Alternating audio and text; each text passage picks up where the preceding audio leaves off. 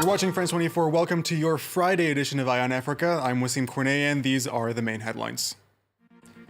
Fierce fighting as Libyan forces loyal to Commander Khalifa Haftar storm toward Tripoli. A spokesman for the Libyan National Army says they've taken control of the capital's former international airport.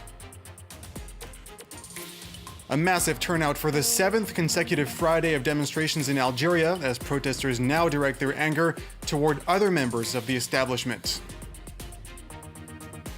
And as Rwanda gets ready to commemorate the 25th anniversary of the genocide, we ask the question, how does a country rebuild after such a traumatic event?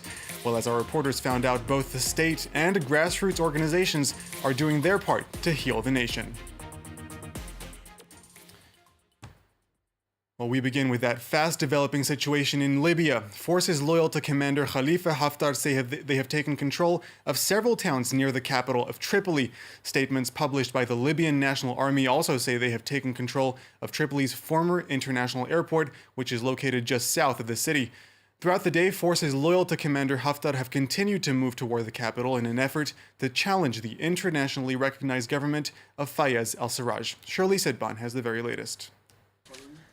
Tripoli's international airport, the strategic site struck by bombs back in 2014, is allegedly the latest position Libya's eastern forces have retaken from the UN-recognized government based in Tripoli.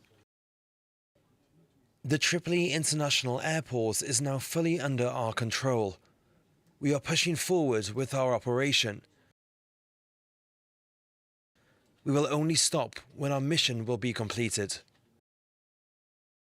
This latest development comes after the UN Secretary General has left Libya Friday, calling on all parties to stop the fighting.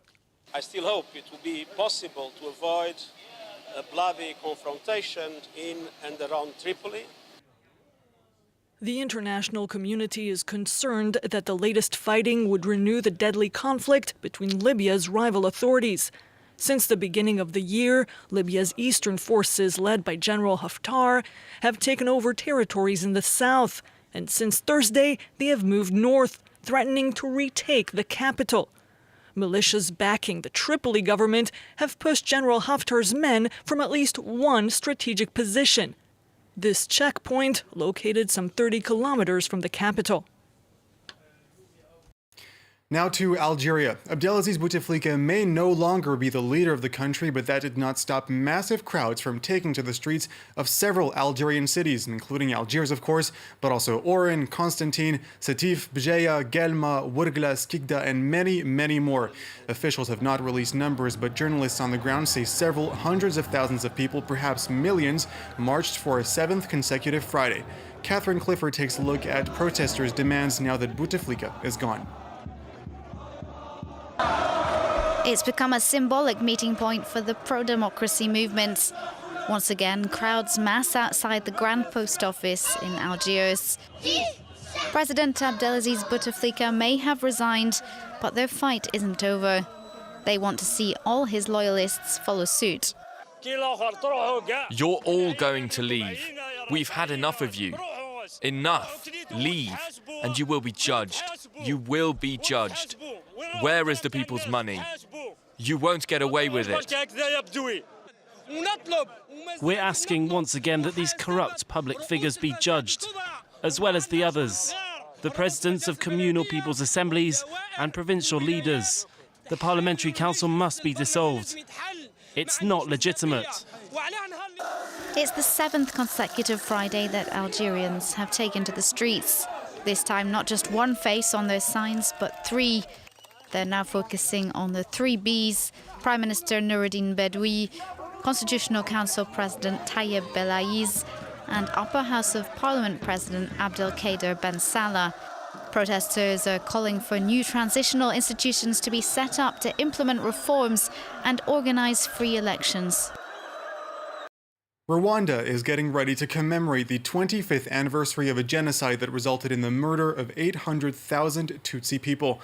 But how does a nation rebuild after a genocide? In the years following the massacre, reconciliation seemed almost impossible. But today, the country is trying a few different approaches to ease historical tensions between Hutus and Tutsis. Julia Steers and Bastien Renouille have this report. This scene was unthinkable 25 years ago. On the left, Cyprian, a Hutu who took part in the genocide. On the right, Louise, a Tutsi whose family was massacred. Today, they work and live together in what people here call Reconciliation Village. It allowed us to get to know each other better. The idea is that when we are together, we can talk about what happened. After serving his prison term, and despite his own fears, the government placed Cyprian in this village, a symbol of Rwanda's unity policy.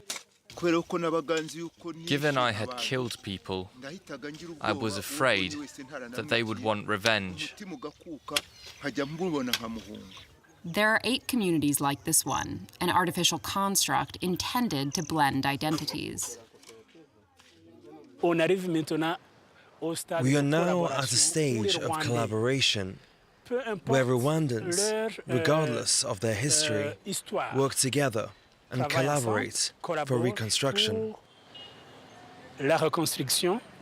But the government is not behind all of these efforts. Young Rwandans take part in processing their history, even if they didn't experience the genocide.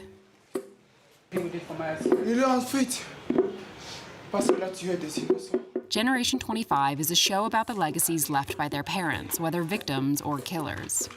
Generation 25 basically is addressing the issues young people born after the Rwandan genocide and being part of a history they were never part of. So one big question we ask them, what is memory? Why do we have to remember these painful stories?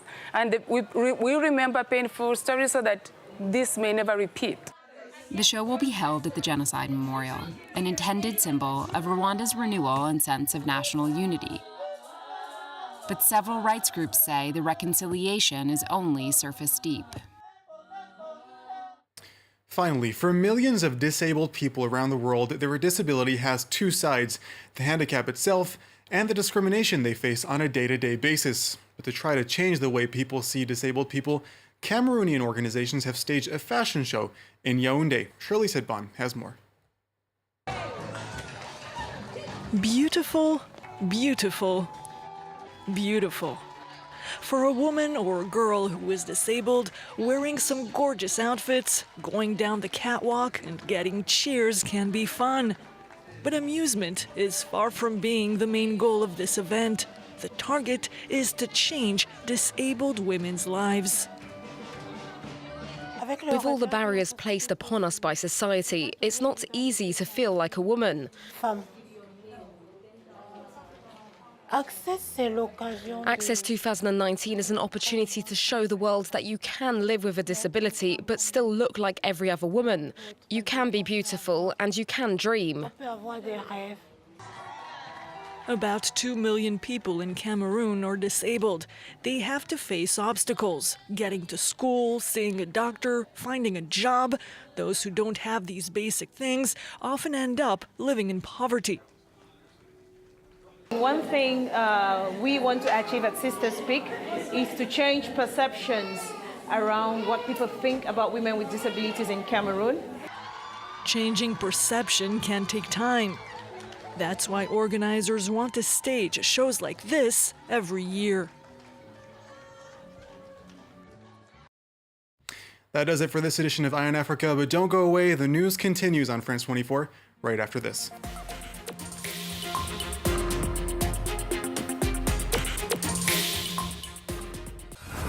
Special event.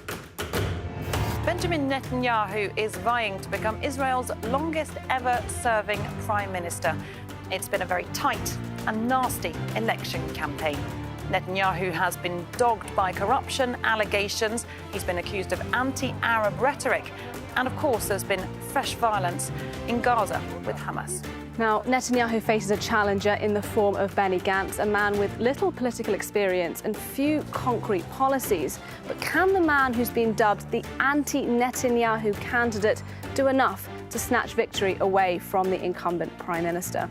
Join us on France 24. We'll be bringing you special coverage of the Israeli elections. We'll be in Jerusalem and in Tel Aviv, so do stay with us.